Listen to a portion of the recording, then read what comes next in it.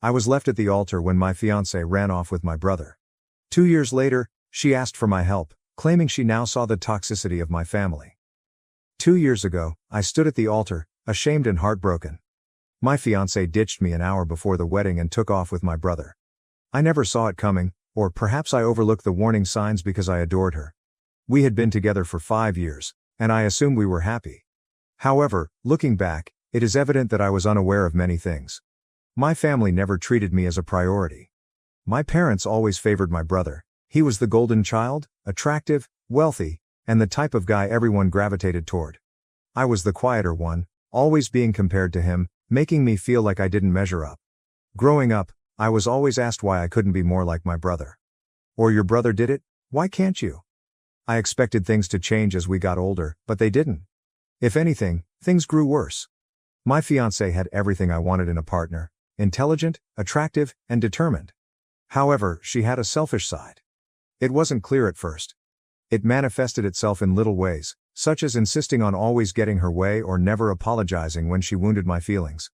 I dismissed it because I loved her and believed we were creating a life together. I never expected her to betray me the way she did. The wedding was meant to be the best day of my life. Everything was ready: the venue, the food, and the guests. I awoke nervous yet delighted, knowing that I would soon begin a new chapter with the lady I loved. Then, 1 hour before the ceremony, she called me. Her voice was calm, almost frigid, when she told me she couldn't do it. She stopped loving me. Then she revealed the true bombshell. She had been dating someone else. That person was my brother. She didn't even appear guilty about it. She stated she didn't want to hurt me, but she felt compelled to follow her heart. I didn't even have time to digest what she said before hanging up. My parents, who had already arrived at the event, knew. My brother had told them earlier in the morning. Instead of supporting me, they tried to keep things calm to avoid humiliating themselves. When I addressed them, they defended her. They said things like, "Maybe it's for the best, and you don't want to marry someone who doesn't love you." My mother even had the arrogance to advise that I be happy for them. My father was no better. He simply stood there and ordered me to keep it together. It wasn't until later that I discovered my parents' involvement in all of this. My brother had always been interested in her, and they seemed to think she was too good for me. They decided she would be a better fit for him. They had been urging her to select him for months, even offering her financial support if she left me for him. I had no clue my family could be that deceptive. I walked out of the venue that day without looking back. I left everything behind, including my family, friends, and hometown.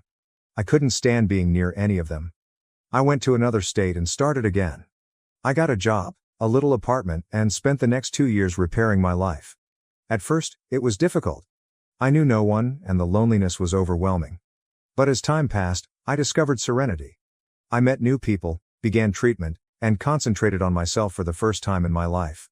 I did not inform anyone where I was or how to reach me. I didn't want anything to do with those who had deceived me. Then, 2 years later, my ex-fiancée arrived at my home. I had just returned home from work, and when I opened the door, I could scarcely recognize her. She appeared fatigued and worn out, as if she hadn't slept or eaten properly in days. Her once confident and polished manner was gone. She shook and her eyes were red from sobbing. She told me that living with my brother had become a nightmare. He was manipulative, emotionally abusive, and disloyal. Behind closed doors, the beloved golden child turned out to be a monster. They had married shortly after our wedding catastrophe and had a child together, but their relationship had crumbled. My parents, who had previously been so willing to assist her, turned against her when she failed to achieve their expectations. She stated that she felt caged, alone, and terrified. She intended to divorce my brother but was scared of what he may do. He possessed money, contacts, and a vicious streak. She was afraid he would wreck her finances and take their child away. She approached me because she believed I could assist. She asked me to testify in court about how toxic and manipulative my family was. She believed my testimony would boost her case and help her keep custody of her child. I stood there, listening to her, angry. She had made her decisions. She knew exactly what kind of person my brother was, yet she picked him over me.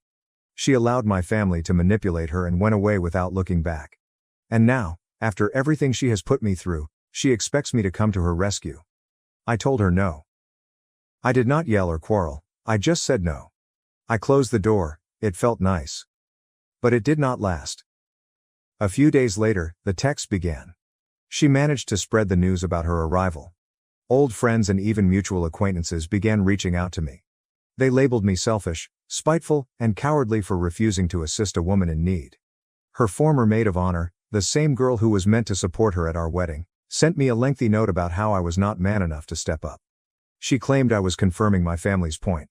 That I was weak and did not deserve my ex in the first place. I couldn't believe their arrogance. These people had departed from my life following the wedding. None of them had spoken up for me back then, but now they believed they had the right to lecture me. I disregarded the majority of it, but it still stung. They had no idea what I had gone through. They didn't care. They simply wanted me to fix a situation that was not mine to fix. Now I'm wondering if I did the proper thing. I owe my ex-fiancé nothing. She created her bed, and now she must lie in it. But there's a youngster involved. An innocent child who didn't pick this situation. Part of me wonders if my refusal to assist will harm him in the long run. At the same time, aiding her would mean reintroducing my family and her drama into my life. And I am not sure I am willing to do it. Reddit, what would you have done in my position? Did I make the right decision, or am I also selfish? Update 1. I honestly didn't anticipate my post to get so viral. To be honest, when I originally started penning things out, I had no idea if anyone would care. But now I'm reading through hundreds of comments, some helpful, some difficult to read, and it's been a lot to comprehend. Thank you to everyone who has offered advice or simply expressed their thoughts. Whether you agree with me or not, I appreciate your support and diverse viewpoints. Writing all of this out has definitely helped me go through a lot of emotions and gain some clarity. But it's also brought out a lot of feelings I thought I'd buried deep down.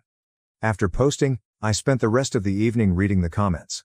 Some individuals brought up points I hadn't considered, such as the possibility that getting engaged in my ex-fiancé's legal difficulties may exacerbate the situation. Not only for me, but for the child as well. Others were more direct, instructing me to keep as far away as possible. She created her bed. Now she may lie in it. Those statements helped me feel better about my first reaction to her turning up at my home. But then there were the ones who mentioned something different. The child. I know I don't owe anything to my ex-fiancé. But hearing so many people say, the child is innocent in all of this, really got to me.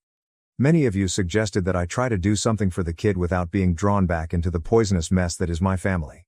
And it is what I have been struggling with ever since. I don't want anything to do with her or my brother again. I don't want to be the hero or decent guy in a situation where I'm only setting myself up for further heartbreak. But at the same time, I feel compelled to do something, even if it isn't for her. It's funny though. After reading so many of your comments, I began to wonder if there was anything I could do that wouldn't need me to communicate with her again or get dragged back into the drama. I even pondered phoning a lawyer to see what would happen if I testified or aided in some manner. But the more I thought about it, the more I realized. It's still not my responsibility to change anything. And especially not if it involves interacting with my poisonous family again. However, the guilt of knowing that the child is trapped in the center of this chaos persists. Then, like clockwork, my brother reappeared in the image. The email. Yesterday morning, I received an email from him. Yes, my brother, the one I haven't spoken to in 2 years. The last time we did this was when I canceled my wedding. His email was frigid, and simply reading it made my stomach plummet. It was short and to the point. I heard our ex-fiancé asked you for aid. This is a tremendous error. If you become interested, keep out of family matters. You'll regret it. I stared at the message for much too long. I was inclined to respond, but then I thought, why the hell should I? This guy is the one who forced me out of my own life. He was the one who perpetrated all of this manipulation with my ex. And now he believes he can tell me what to do? The arrogance. To be honest, I'm not sure if the word audacity is strong enough to describe how I feel about him. But I did not answer. I could not be bothered. It's almost funny how entitled he still feels. He has no idea what I've been through or what I've had to deal with over the years, and yet he believes he gets to decide how I should handle things. Thanks. That was when the phone rang. An unknown number. And I am sure you can guess who it was. Yep. My mother.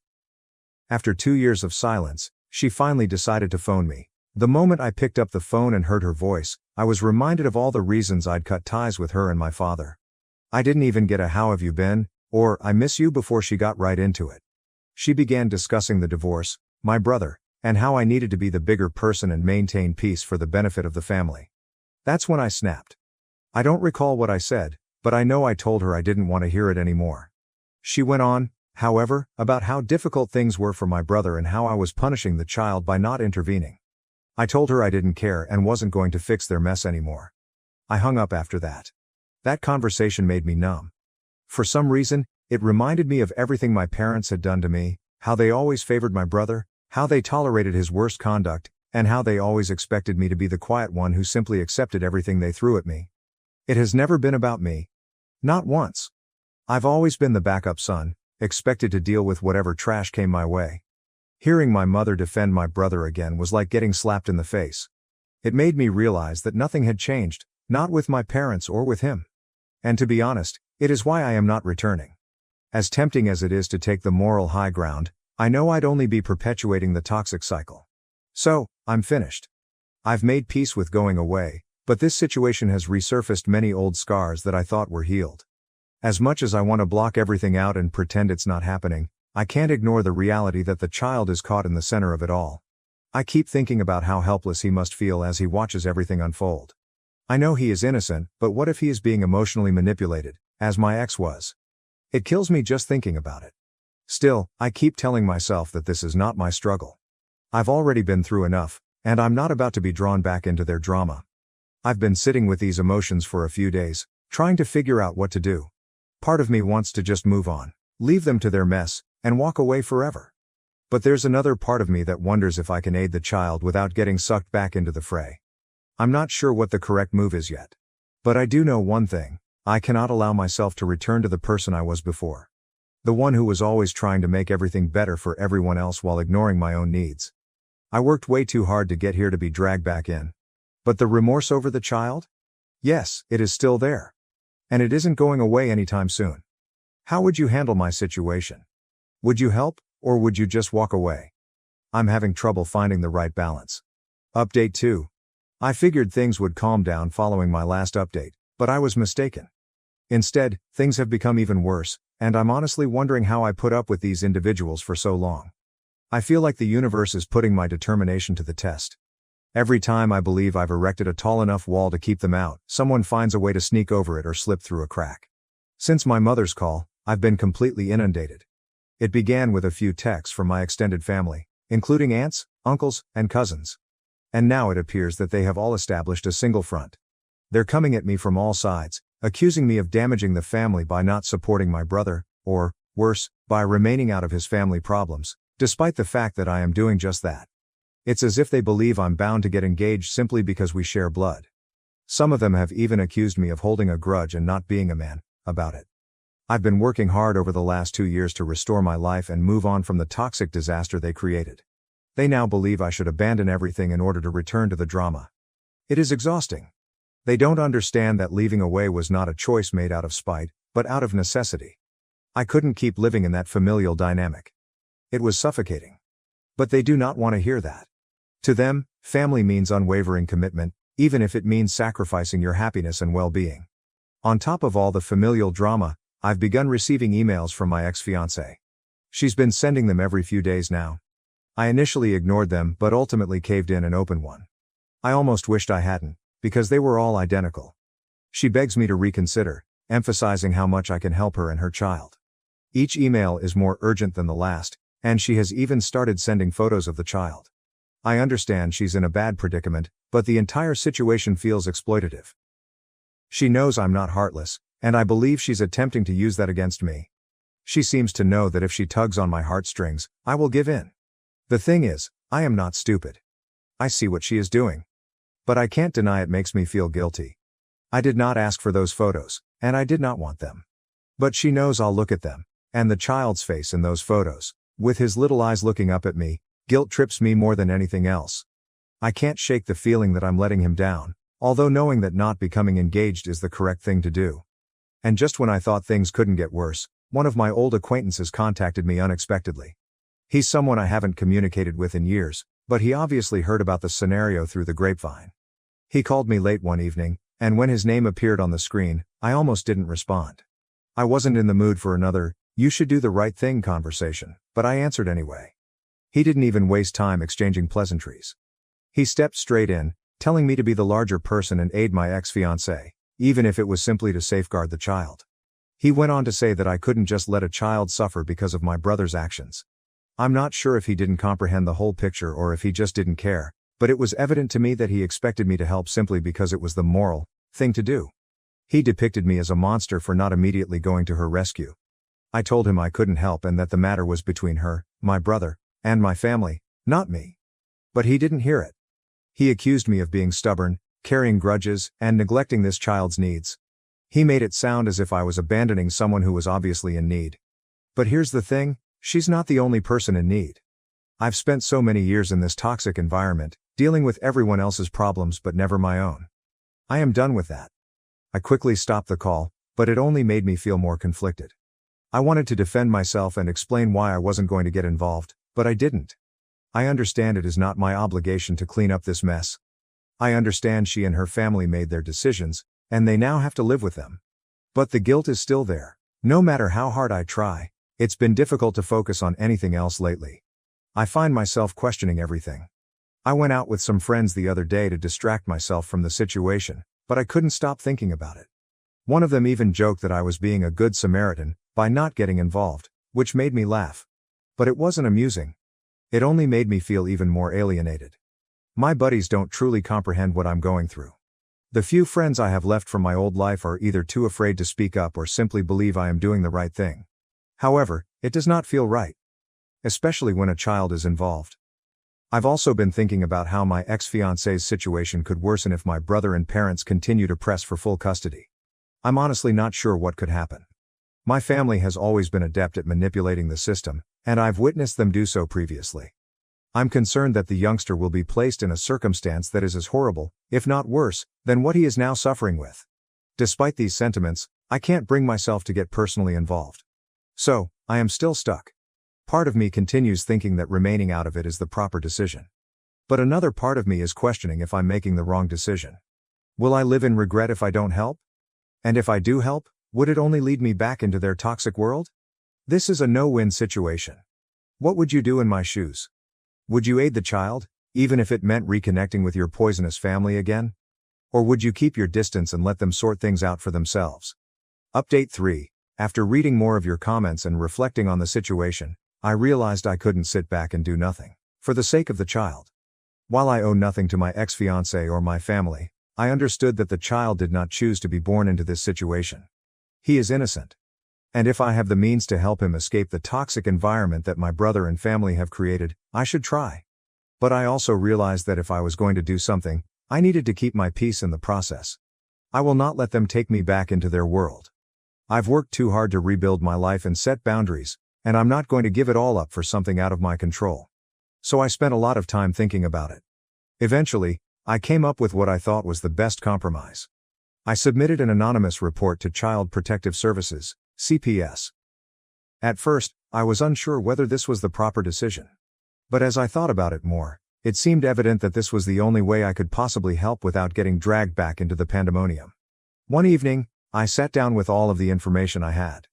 What my ex-fiancé had told me about my brother's behavior, how my parents treated her, and how toxic and manipulative the family dynamic had always been. I added all pertinent detail I could think of.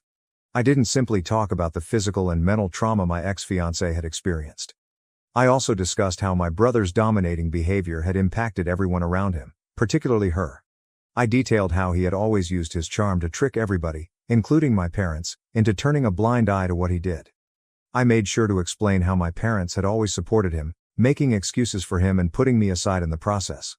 I realized that if CPS was to investigate the incident, they would need to grasp the entire context of the child's surroundings. My brother's behavior was not the only issue. My family had always opted to enable his acts rather than hold him accountable.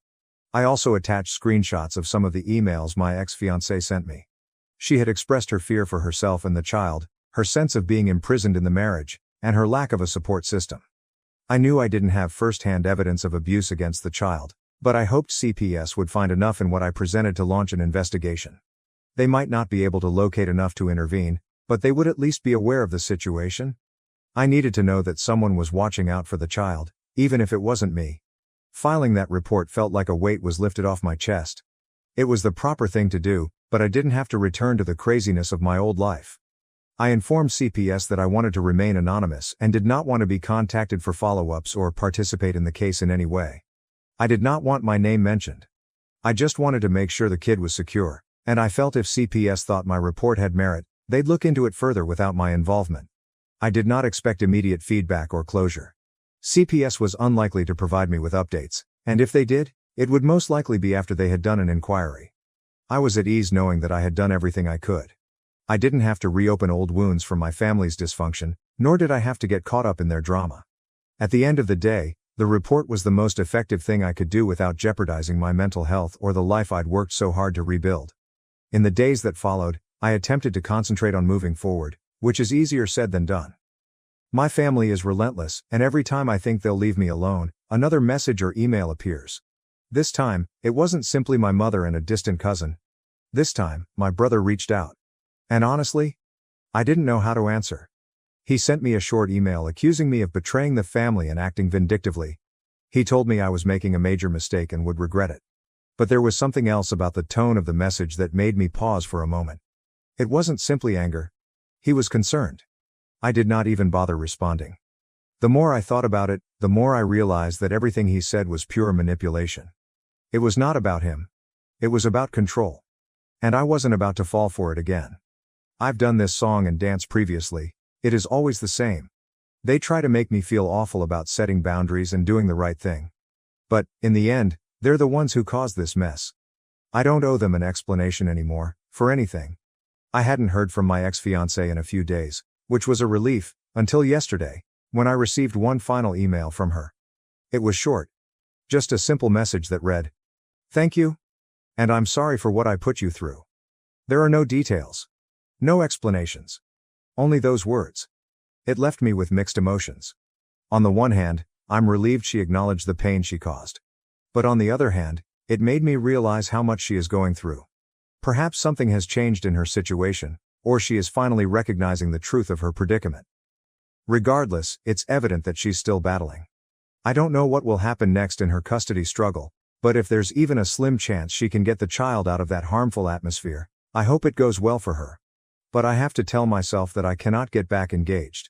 I can't solve her problems. And I've already contributed significantly. Now it is up to the authorities. If CPS investigates and finds sufficient evidence to act, I will have done my part. If not, I'll have to admit that I can't control everything, no matter how much I want to. Final update. Thank you to everyone who has provided advice, encouragement, and even tough love. Your words helped me understand the big picture and gave me the confidence to act without second-guessing myself. And to anyone reading this who may be in a similar situation, it's okay to keep your peace. You can care for others while still maintaining your boundaries. Doing the right thing can sometimes entail taking a step back and allowing the system to work. You don't have to repair everything yourself. Do what you can and leave the rest to people who are more qualified to manage it. I'm not sure what will happen next, with my ex-fiancé, my brother, or any of this mess. But I know one thing. Whatever happens, I will be fine. My future stepdaughter destroyed my wedding dress. A week before the wedding. I am torn between giving her another chance and calling off the entire event. My name is Emma, and in exactly 1 week, I was supposed to step into a new chapter of my life, dressed in a gown that carried generations of love and dreams, just as my late grandmother had envisioned. The wedding had been everything Alan and I talked about for over a year, ever since he proposed on a chilly but heartwarming evening at our favorite little lakeside spot where we first realized we were in love. But tonight, as I sit amidst the ruins of my once pristine wedding dress, those dreams feel as shredded as the delicate fabric lying in tatters around me. Alan and I met at a time when the promise of new beginnings seemed like nothing more than a distant whisper on the horizon. I was emerging from the fog of a tumultuous relationship, and Alan, similarly, was piecing his life back together after his divorce from Carrie.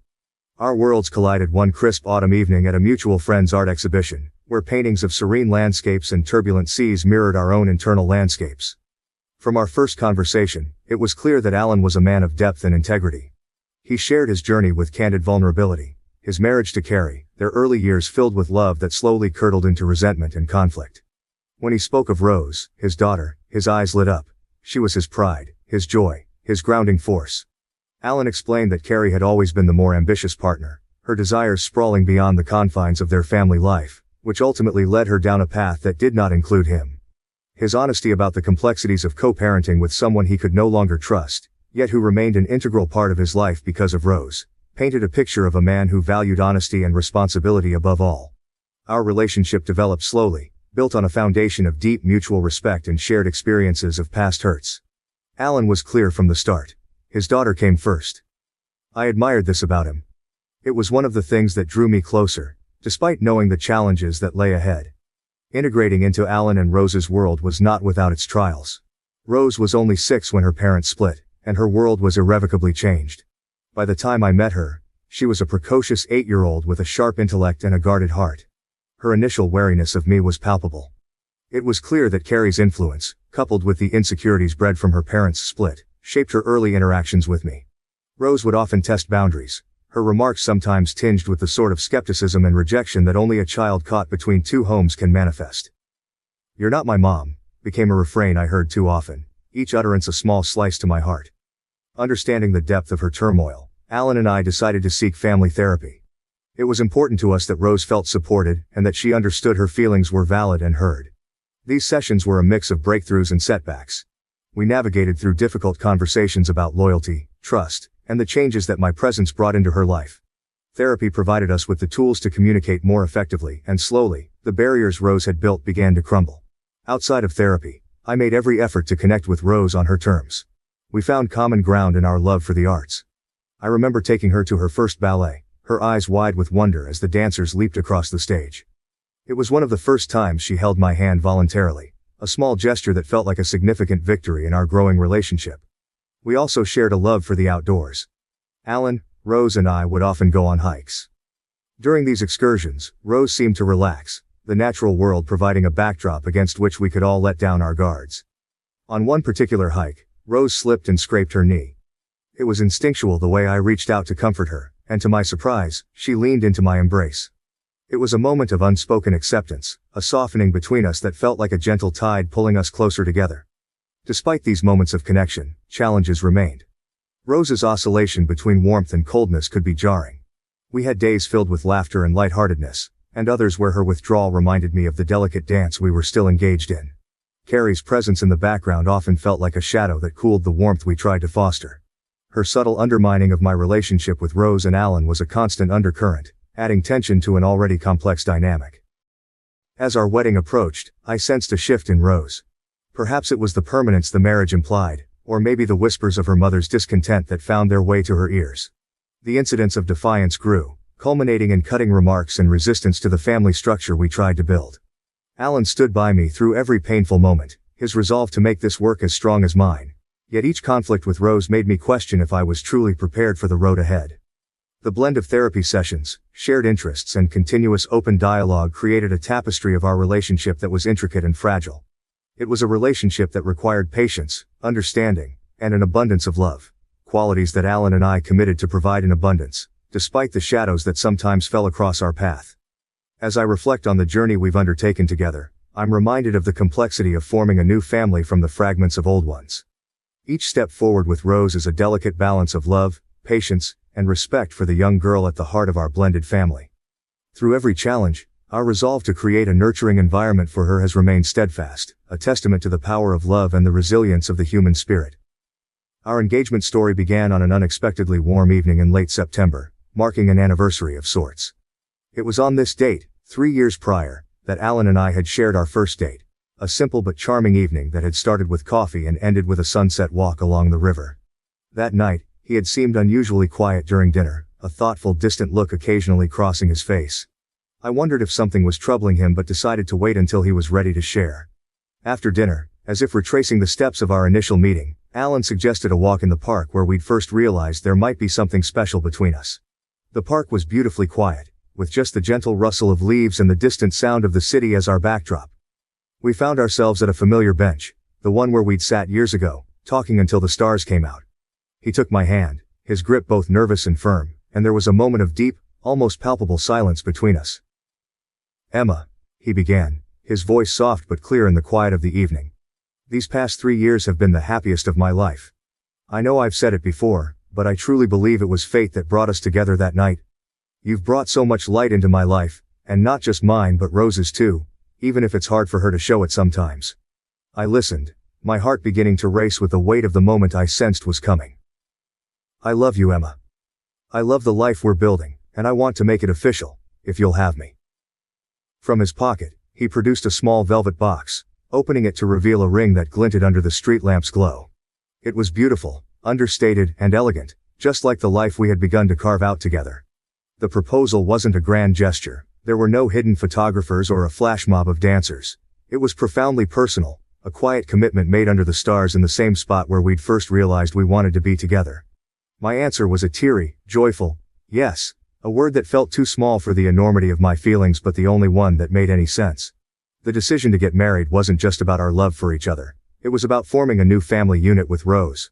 Alan had been upfront about his role as a father from the very beginning, and I admired him for his dedication. We knew that blending our lives would come with its challenges, particularly with Rose still adjusting to her parents' separation and the reality of her father remarrying. But we believed that with patience, understanding, and plenty of love, we could build something lasting and beautiful. In the months that followed, we started planning our wedding.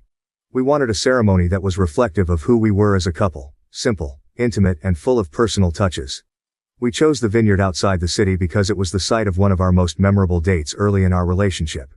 We envisioned a small gathering, with close friends and family who had supported us through our respective journeys and were there to celebrate the beginning of our new life together. As the wedding plans took shape, so did our efforts to ensure Rose felt included and important in this significant change. It was essential to Alan and me that she didn't feel like an outsider but as a key part of this union. We involved her in decisions where appropriate, like choosing elements for the ceremony and even helping to taste test the menu, a task she particularly enjoyed. These moments, though sometimes marked by her hesitance, were stepping stones in blending our lives. The days leading up to a wedding are typically filled with a bubbling mix of nervous excitement and joyful anticipation. For me, the day I went to pick up my wedding dress was supposed to be a highlight, a sacred moment carrying both the weight of tradition and the lightness of new beginnings. My dress, inspired by my late grandmother's wedding gown she had crafted herself after being enchanted by photos of Grace Kelly, was more than just fabric and thread. It was a symbol of heritage, a piece of family history tailored to fit the new contours of my life. I remember the morning sunlight filtering through the boutique's front windows, casting patterns of light over the delicate lace and satin. The dress hung there, a dream spun into reality, altered to fit me as I had grown taller than the women in my lineage who had worn it before. As I slipped into it, feeling the soft fabric caress my skin, I could almost hear the whispers of my grandmother's joy and the rustle of her own gown on her wedding day. It was perfect, and after a few final adjustments, it was carefully zipped into a garment bag to protect it until the wedding. Alan and I had decided not to live together before our wedding, a nod to tradition that he insisted upon out of respect for his more conservative relatives. Therefore, my apartment was my sanctuary, a place where every corner was arranged just so, including the special corner of my closet where my wedding dress now awaited its day. That particular day seemed ordinary enough. Alan had custody of Rose, and after school, she was to hang out at her friend's house nearby before coming over to my place for dinner, as was our usual arrangement. It gave her a sense of routine and me the opportunity to bond with her in what I hoped was a comfortable environment for her. Alan was running late from a meeting that had overrun, and I was in the kitchen, the sounds of a simmering pot and the scent of garlic in the air, when Rose arrived. Her greeting was a casual nod, her mood unreadable as it often was these days. I asked her about her day, received a non-committal shrug in response, and went back to my cooking, leaving her to amuse herself as she usually did. Looking back, I wish I had seen, or understood, the storm brewing beneath her calm exterior. When dinner was ready, I called out to Rose, expecting her to come bounding into the kitchen as she usually did when she was hungry. But there was no response. A thread of unease began to weave itself into my heart as I walked towards my bedroom to check on her. That's when I noticed the closet door slightly ajar, a sight so unusual in my meticulously kept apartment that it sent a ripple of alarm through me. Pushing the door open, the first thing I saw was the glitter, a cascade of sparkling specks covering the floor like a galaxy that had fallen out of the night sky. My heart stuttered, my breath caught in my throat. There, amidst the shimmering chaos, lay my wedding dress, slashed to ribbons, its fabric defaced with splashes of glitter paint. My veil was shredded, pieces of it scattered around like the aftermath of some cruel celebration. The world seemed to tilt on its axis as I sank to the floor, the garment bag crinkling under my fingers, the sound grotesquely loud in the silent room. Tears blurred my vision as the realization that my grandmother's legacy, reimagined into my own wedding dress, was destroyed, a casualty in a war I didn't even know we were fighting. Alan found me there, my sobs a broken soundtrack to the wreckage. His face, when he saw the ruin, went through a rapid succession of shock, pain, and then, settling into a hard line, fury. He went to find Rose, who had retreated to the living room, her expression one of detached defiance. "What were you thinking, Rose?" Alan's voice was a controlled tremor, the kind that spoke of a storm contained but ready to break. Rose just shrugged, her eyes cold, her voice chillingly nonchalant. "What's the point? She's just a fat old cow anyway." The words were a slap, a verbal manifestation of the violence she had inflicted on my dress. Alan's reaction was swift. He confiscated her phone and called Carrie, his voice tight as he explained what had happened, insisting they needed to come together to decide on a consequence that matched the severity of Rose's actions. Left alone, the gravity of the situation began to settle around me like a heavy cloak. This wasn't just about a dress, it was about what the dress represented. My place in this family, the respect I thought I had been building with Rose, the future I was stepping into with Alan. The betrayal felt as sharp and deep as the cuts in the fabric. That evening, after Rose was taken to Carrie's and Alan returned, we faced each other across the ruins of our planned happiness. The air between us was thick with unsaid words, heavy with the weight of decisions yet to be made. "Emma, I don't even know what to say. I'm so sorry," Alan began, his voice rough with emotion. But sorrow wasn't enough, and we both knew it. "Alan, I love you. But I can't live like this. I can't marry into this. Today it's a dress. But what about tomorrow? What about every other day after that? How do we build a life on this?" My voice broke, the words tumbling out amidst sobs. I know it's hard. She's my daughter Emma, but you are the woman I want to spend my life with. We can figure this out. More therapy. Different approaches. Please don't let this destroy us," he pleaded, his hands reaching out, but I felt too far away to bridge the gap. "Can we, Alan? Can we really figure this out? Because it feels like no matter what we do, it's never enough for Rose. And I can't help but wonder if it will ever be enough for us."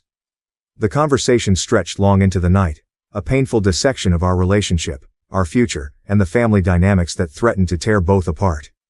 Each word was measured, heavy with the gravity of what was at stake.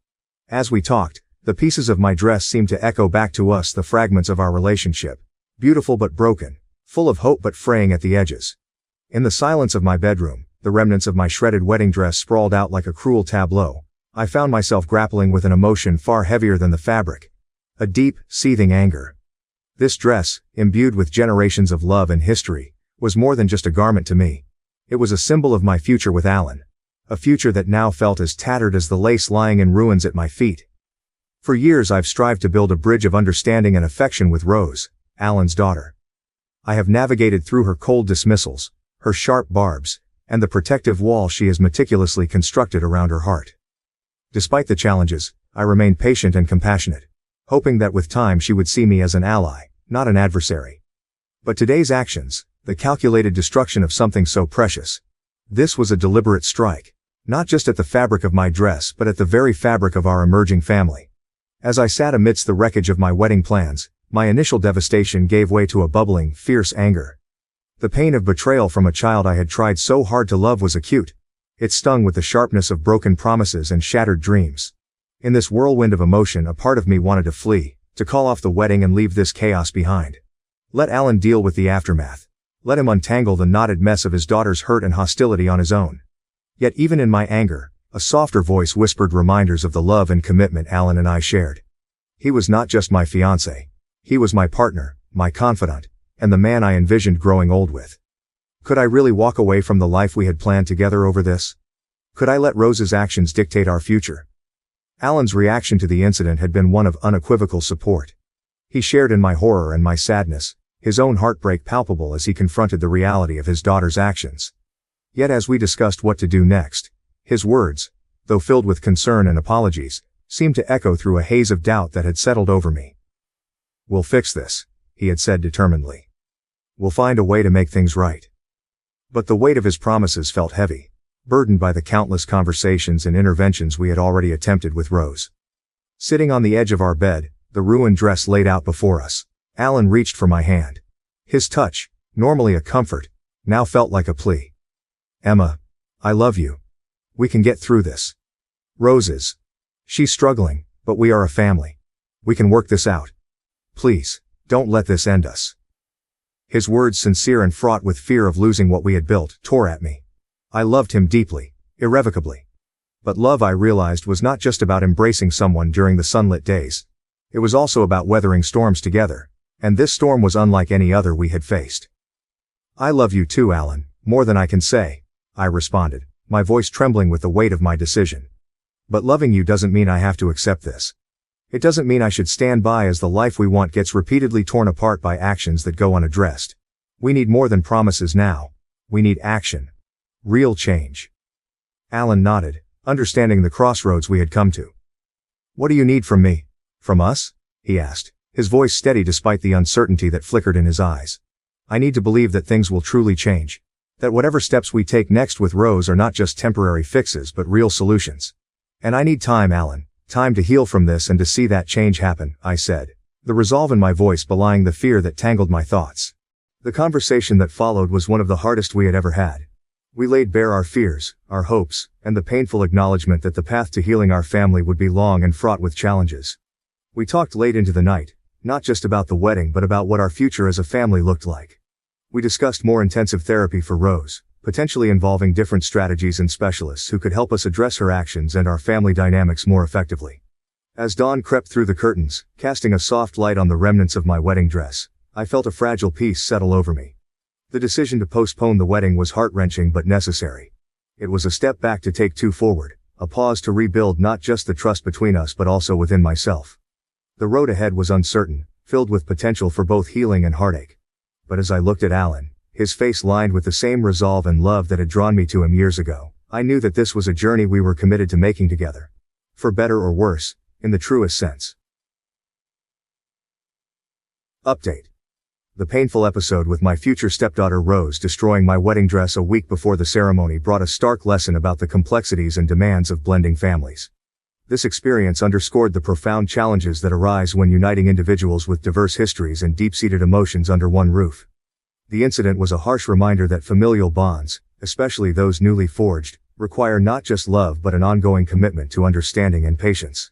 The necessity of robust communication and the implementation of effective conflict resolution strategies became evident as we navigated through this crisis. The emotional turmoil caused by Rose's actions highlighted the importance of addressing underlying issues head-on, rather than letting them fester unspoken. It reinforced the need for setting clear boundaries and expectations for all family members, while also maintaining a compassionate and supportive environment. Moreover, the incident was a profound lesson in resilience and forgiveness within family dynamics. Choosing to postpone the wedding and focus on healing demonstrated the value of prioritizing the long-term health of family relationships over immediate desires or societal expectations. It was a testament to the strength of our commitment to each other and to Rose, showing that the path to a harmonious family life is sometimes paved with trials that test our capacity to forgive and rebuild. In conclusion, blending a family is a delicate dance of balancing individual needs with collective goals. It demands a deep reservoir of empathy, firm boundaries, and an unwavering commitment to navigate through the storms together. The true essence of family lies not in the absence of conflict, but in the ability to come together and grow stronger in the face of adversities.